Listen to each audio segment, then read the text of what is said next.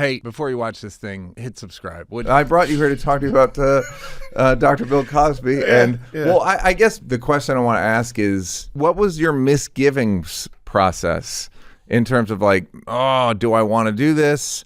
And then you start and you're like, oh, do I want to keep doing this? And then you finish and you go, oh, do I want to release this? I've deleted this. Delete this? Yeah. Yeah. Like, I mean, the whole way through. It's on, where is it now? I think it's on Paramount Plus. It was on Showtime. Yeah. But I don't think Showtime exists. But it's on Paramount Plus, and you can buy it on all the things. And it's called We Need to Talk About Cosby. Yeah. So it all started as like, I mean, for years, I'll say this. Like, you know, like, come up in the generation where Bill Cosby's the guy, Cosby Show. I'm the same age as those kids. So I'm like sort of track all the parts of him and like, oh, what happened when he did the pound cake speech? So then after all the crimes came out, after I believed them and realized I did believe them, I don't know at what point I did, but at some point I was like, yeah, did you have the same thing where like you hear a lot of rumors? I remember when DiCaprio was gay. Yeah, I remember hearing that rumor all the time, being like, I don't know, man. I've heard so many people. This person does this. That it's like hard to track. In the doc, I say that. Like I remember when I got into comedy, the two things I heard, the gossip was that Robin Williams steals material, and Bill Cosby's a philanderer. Like that was that's what I heard. But I mean, I'm an open mic comedian. It's like, well, I guess now that I'm a comedian, I get to know the secrets. Yes, and so you heard that Bill Cosby, and that was no big like he cheats on his wife. Yeah, that was like, it was like, yes, I get but especially as a black person, every minister in every church, there's a kid who looks kind of like him, you know, that is not his wife's kid, you know, whatever. So and, you know, all right, whatever. In the Catholic Church, we would molest the kid. Yeah, no, we had our own customs. Every religion is different. They don't make kids that way, so it keeps less evidence. So I get excited about the creative process, and then there kept being like, oh, I'm going to call all these comedians, and they're all going to show up and talk about Bill Cosby and what he meant How'd that go? Well, Godfrey showed up. I appreciate that. But no. Chris Spencer showed up. Great. I appreciate that. And they were essential to the thing. And so very quickly I realized, well, I'm going to call and this Cosby was in jail at this point. Mm-hmm. Oh, I'm going to call the cast. I'm going to email the cast of the Cosby Show and send these letters and da-da-da-da-da. And I had a couple conversations with a couple of them that were great. That sort of and very off the record. Oh yeah, like, absolutely. Yep, absolutely. And would never divulge who it was or whatever. Maybe it was nobody. Maybe I'm lying. Yep. Maybe I made it up. But yeah. So, but in great conversations, but no. And I get, and that's when I realized how deep it was, and what I'd gotten into, and that's when you start to go. And also, I know there's like 3 or 4 at least 2 other Cosby docs out there that are finished or close to being finished that people have tried to make that are sitting on shelves. Yeah. So I thought so I kept thinking maybe this is just going to be that. And then COVID hit. Well, was there a freedom in that? Was there like, maybe it'll never come out? Let's just make it how we're going to make it. I was like, I'm just going to keep making it. And I kept waiting for Showtime. I kept sort of being like, at some point, somebody might tell me, just put your pencils down. We're not doing this. So until that point, I'm just going to keep sort of like, and this thing was great about Vinny and Boardwalk, Andrew Freed, is that every time we ran into a creative problem, they were sort of down to figure it out. And every time I had these weird ideas, they were sort of down to let me try them. So it really became like, well, at least I get to do whatever I want to do. Yeah. So I might as well just do it. And I found a crew of people. I'm directing it through Zoom. Most of those interviews happened on Zoom. But yeah, I kept sort of, and then we had to break during COVID. And I kept sort of being like, maybe it's just dead. And you get a call, we're starting up again. Yay. And then we go back out and film. And what was supposed to be our last day of filming was the day of the book. And we were in Philadelphia. And it was Cosby's, the day he got out of prison. That's in the movie, right? Yeah. And we didn't know, we have a lot of people who study the case and everything, but nobody was preparing for that. Nobody thought that was coming. So legally, I would argue it was the right thing to do. Well, we talk about that in the thing. Yeah. It was like letting him go. It was a bunch of bad decisions that a bunch of bad legal things that had happened. Yeah. So it's not a technicality. People say it's a technicality, but it is a bunch of like. It was honoring an agreement. It was honoring an agreement that the next political attorney general flipped on. Yeah. So I'm not. But it's not. Yeah. But people try to frame it as like it proves that he's innocent. It's not that. No. It's about legalese being not lived up to correctly, and so they let him out. But it's not. It had nothing to do with his case about whether or not he did what he did, because he admitted to what he had done. Yes. Yes. Only with the caveat that he wouldn't have to go to jail for whatever. Yeah, exactly. Yeah, no. Yeah. So yeah, like when I did the Cosby thing, I had to sort of go to my wife and be like, it's about to get ugly.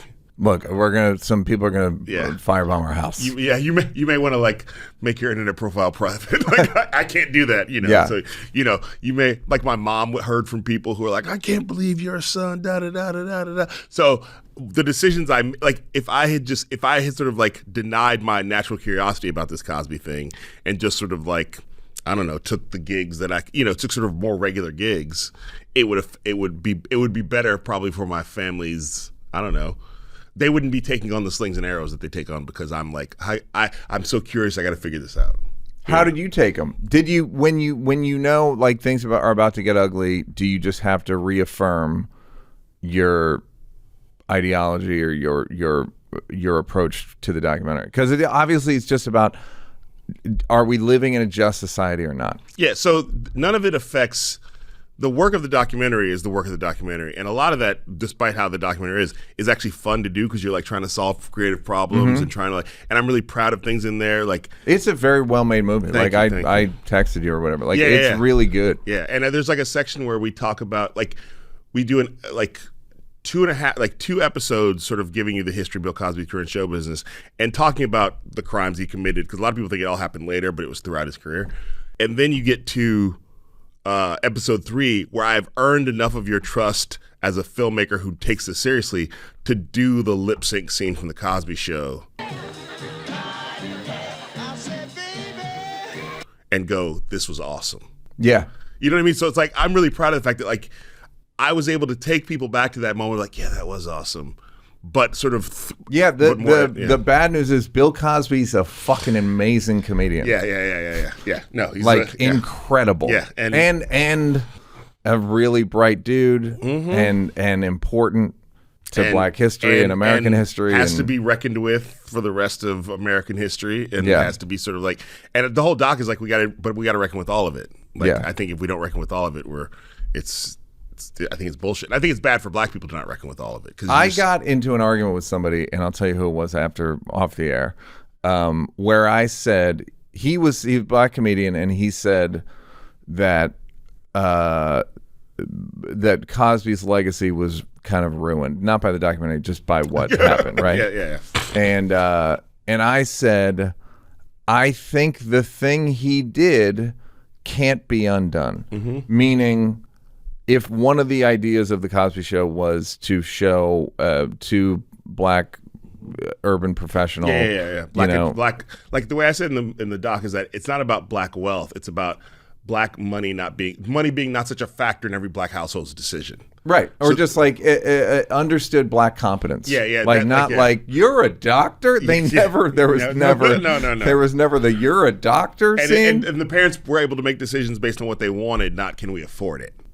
Yes. Which to me is like a different level of freedom that most Black people don't have in this country. They were parenting like parents. Yeah. They were just like, should we do this? Yes. Not, I don't know. It's not good times. I don't know, James. But the 15th is coming up real soon. Yeah, we might have to, And I said, you can't undo what he did, which is if it's like brain surgery on white people, on racist assumptions, all the white people who ingested it, let's say they're between the age of 10 and 40, by the time they found out he raped people, they're already 40 and 70. It's like the side effect from the medicine didn't kick in for a long time. Yes. So I'm like, he did what he did, and it was like actually weirdly tense, but I think I'm right. What do you think? Yeah, I think that I'll just say this. I've talked to people just around the making of this who feel like I owe my entire career, and these are Black people. Yeah. To the job I got on the Cosby Show and to his specific mentorship of me on that job. Yes. And I'm in show business at this level because I started there. Now, some people would say, well, you would have gotten another chance somewhere else, but that's not true. Maybe not. Yeah. Especially as a Black, these are Black women who worked around him who were like, I wouldn't have done this. And even one of my favorite parts of the doc is Lily Bernard, who's one of the survivors, talks about how great the set was because it was filled with Black people. Yeah. And so that's somebody who's like, a survivor of having a horrible thing happen to her from him, and she's still able to go, the set was amazing. Yeah. So I don't think you can crush a legacy. At the same time, all of this TV stuff is temporary. All this pop culture stuff is temporary. So that you know, as much as we go it's like you don't. I mean, whenever people talk about like making their special and it standing the test of time, I'm like, I love comedy. I haven't watched Pryor or Carlin in 30 years. Well, to me, it's like and you may be of a similar age. Like I remember when I grew up, and there were still I Love Lucy reruns on. Absolutely. Now you have to go find them. You have to go buy them. You know what I mean? So like, and that was as big as in its way as the Cosby Show. Like it sort of changed television. Yeah. And For had a its woman as time the lead, and Desi Arnaz, and they're an interracial marriage, and so there's all this stuff. But like, and yet somehow racism persisted. Exactly. Somehow. Despite the best efforts of Desi's.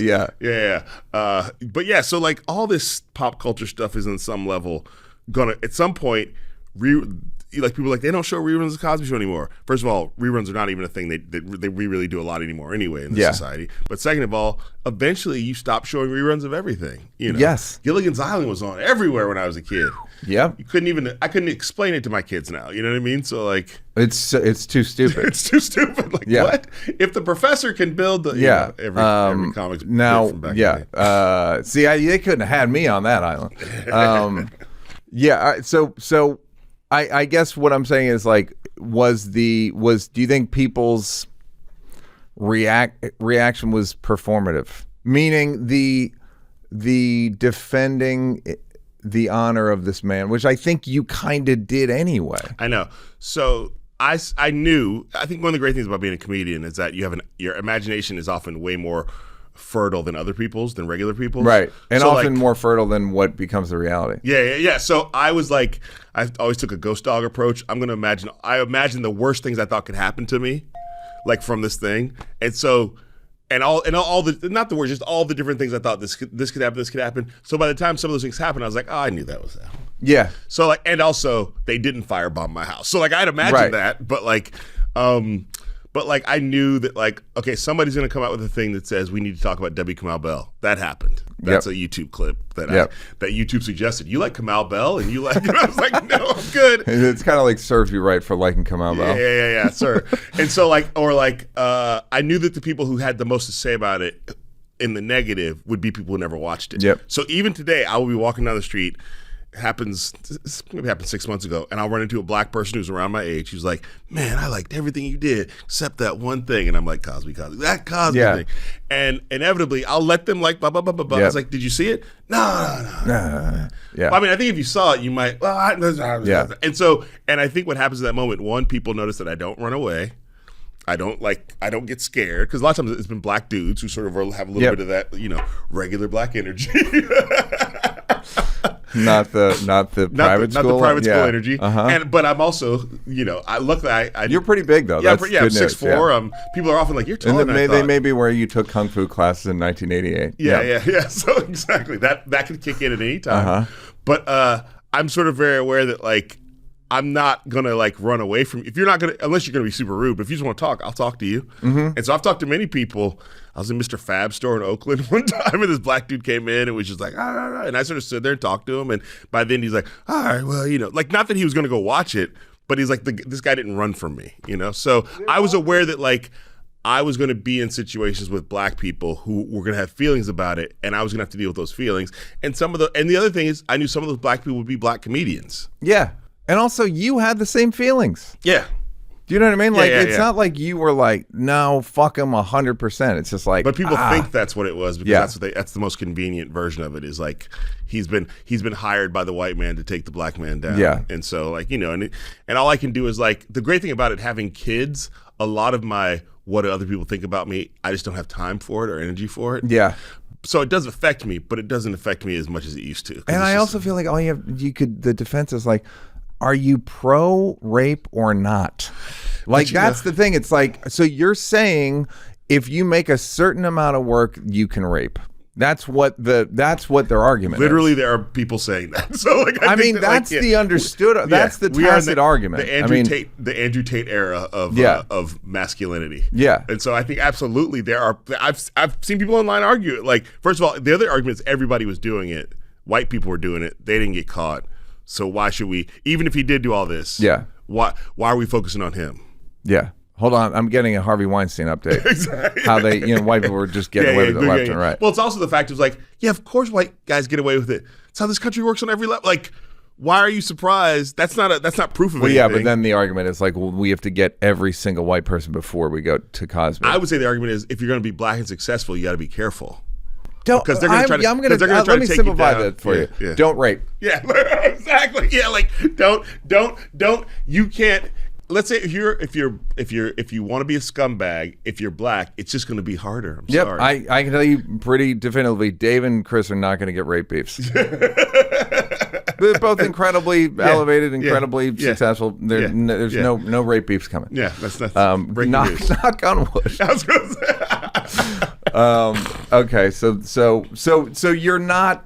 No, but I'll say this: like, I don't get invited to all of the black spaces all the time. Like, I don't. Were you getting invited before that? No, I was already sort of like I already smell like they can smell private school on me, and not that that's bad. And I'm not trying to put those spaces down, but I think black guy married to a white woman is already like a and demerit. I accept it. It's a demerit. I accept it. I get it. So the cover of Essence is probably not coming. You know what I mean? Yeah. So like, but I have been covered in those magazines. I'm not trying to say that, but I just know that there's like a certain level, and also I didn't come up through like the black comedy club circuit, so a lot of the people who would know me didn't know me if I'd come up through that circuit. And this is the thought I'm sure you've had, but it's so fucked up that this is what everyone's aspiring. You're what everyone wants their kids to be.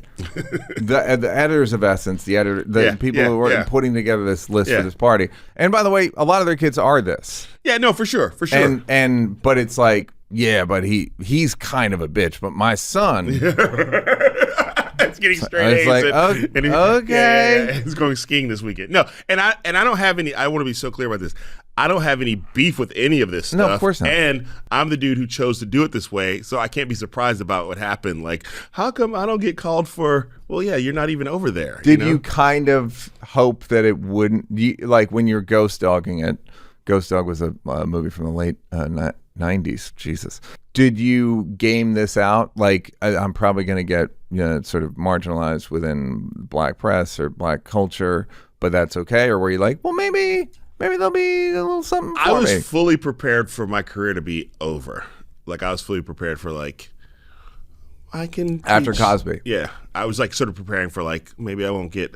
I still had United Shades at that point, so I was like, I still have that, but like... You did 4 or 5 years of that? 7. 7, Jesus. Yeah, no, they snuck well, that's in funny. there. When you laughed at the FX show, I'm like, you just did it, but now I realize, like, no. 15, That's 20 like, years it's ago. like bringing up, this guy used to work at McDonald's. Yeah, But yeah, so I was just prepared for, like, I don't know, this could be so bad that the whole thing could be over because nobody's going to want to work with me, or... Because first of all, I didn't know if people would like it. So, like, if everybody hates it, then my career's over. And I just am one of those people who like went down in a blaze of glory, so I was already like, well, I'm here in Oakland, I can get a job. I sort of like, I could probably teach theater, I could go back to school, get my degree, and then become a professor. I know enough. I was like, I know enough that I can sort of keep my family fed and clothed. So, but I was prepared for that 100%. But the fact is like when it came out, very quickly it became the best reviewed thing I'd ever released, like the best, most critical acclaim. And so I felt like, okay, at least I have that. Well, you were doing white people's bidding, so of course white people. Exactly. I won a Black Reel Award. Yeah. And then what happened, I remember I was at Tribeca Film Festival, and this is the first time it happened, but it started happening more and more. This was like months after it had come out. And I was even like worried about going out in public for a little while. Like I just was like, I'll tell you a good story about that. But so this black woman came up to me at the Tribeca Film Festival and was like, Kamau Bell, yeah. She's like, and she sort of waved me over. She's like, you had my group chat on fire. Yeah. And she was sort of saying it like it was great, but it was like people were like really in their feelings about it. She's like, you blew up everybody's group chat. And I didn't know that, to think that like, and I heard from other black people about that. Like there was just a lot of like group chat discussion about it that ultimately was better. And it came out before R. Kelly, right? The R. Kelly doc? It was after R. Kelly. Because it was sort of like the two docs that inspired it were Surviving R. Kelly and Made in America, O.J. Simpson. Right, but do you think Dream Hampton directed it? Yeah, Dream Hampton. Do you think she had the same trials that you did? Because Dream Hampton doesn't give a shit. Right, yeah, but I'm saying, I guess what I'm saying is, do you think because she's a woman. Yeah, I mean, she talking had it about worse. assault There was and- like death threats and bomb threats. And, Oh, I was going to go the other way, which is it's like, well, if you're a woman, you can make a documentary about men raping women, but No, if I you're a think man, she- you shouldn't. No, I think she had it. I definitely think she I had it. totally believe she had it worse. Yeah, she had it worse. And also, but I think Dream also is like, doesn't give, like, probably maybe doesn't feel it the same way I felt it, because Dream Hammer doesn't give a shit. Dream Hammer going to do what she does. This is the greatest. And she's been a real resource during this time when I was sort of having a rough time. But, and so, yeah, so I think that, like, my male privilege to some extent protected me, because I'm not getting as many I'm going to rape you as if I was a woman filmmaker. You got some. Yeah, but I'm not getting. And so, like, I think, and the thing that came out of it that I felt like mission accomplished was that Lily Bernard, who I talked about earlier, said after the doc came out and was out for a while, she got less online hate than before the doc came out. Interesting. Because she's known as, she's like a very prominent Cosby survivor. And she said the online hate has gone down significantly. And she said it's consistent since the doc came out. And so I was like, well, if I can take the slings and arrows, if nothing comes out of it but that, good job. Or mission accomplished. But the story I want to tell you is, so this is what I sort of the kind of thing I was sort of dealing with. So I'm going to I think it's United Shades CNN thing. They send a car to my house to pick me up. CNN people do that. You can explain to them that that's how it works in show business. So I go into the car. It's like, and you know, if you use a car service lot, there's like your regular driver. And this was not my regular driver. And it was some other guy. And I was like, I gotta get in the car, and we're driving, and it's a black dude, and we get on the highway. He goes, man, I gotta talk to you about that Cosby doc. Brother, what were you thinking? I was talking to my family, and they were like, why would this brother, and he's like, you know what, I drive him sometimes. I'm gonna talk to this brother and see what, it's like a 45-minute trip to the airport. You're like 3 stars tops. And I'm just like held captive while this guy who hasn't seen it and told his family that I'm going to confront him next time he's in my car. Yeah. And I have to and it was like, I have to sort of just sort of roll with this, you know what I mean? And sort of finagle. And so that's the kind of thing that I've sort of, that I have found myself having to sort of figure out situations like that. Like, and did you, what is it kind of like, you've heard that hostage negotiation thing where the best thing you can say is, if I hear you correctly, and kind of read back their list of grievances? Yeah. Well, often the thing that I've learned is that people in this situation, this happens to me a lot, have a speech they prepared. If I ever run into that guy, I'm going to tell him, and they have it memorized. And if you just sit back and let them talk, they will eventually talk themselves out. Yeah. They will get to the end of their speech, and all you got to be is like, yeah, I hear you. And by the way, their grievance isn't with you. It's with another black comedian named Bill Cosby. And you know, the other time, you know what? So eventually that happened. A few months later, I'm in the car, same thing, same driver. And he goes, man, I got to talk to you. I saw you on CNN talking about Dave Chappelle and trans people. Why you got to blah, blah, blah, blah, blah. And so I was like, I finally called the car company. I was like, hey, man, look, I'm not trying to get anybody fired. I'm not trying to get anybody. I'm not, but I just need to not that guy. Yeah. Just not his podcast. I've been a guest on his podcast twice. That's very funny. Yeah.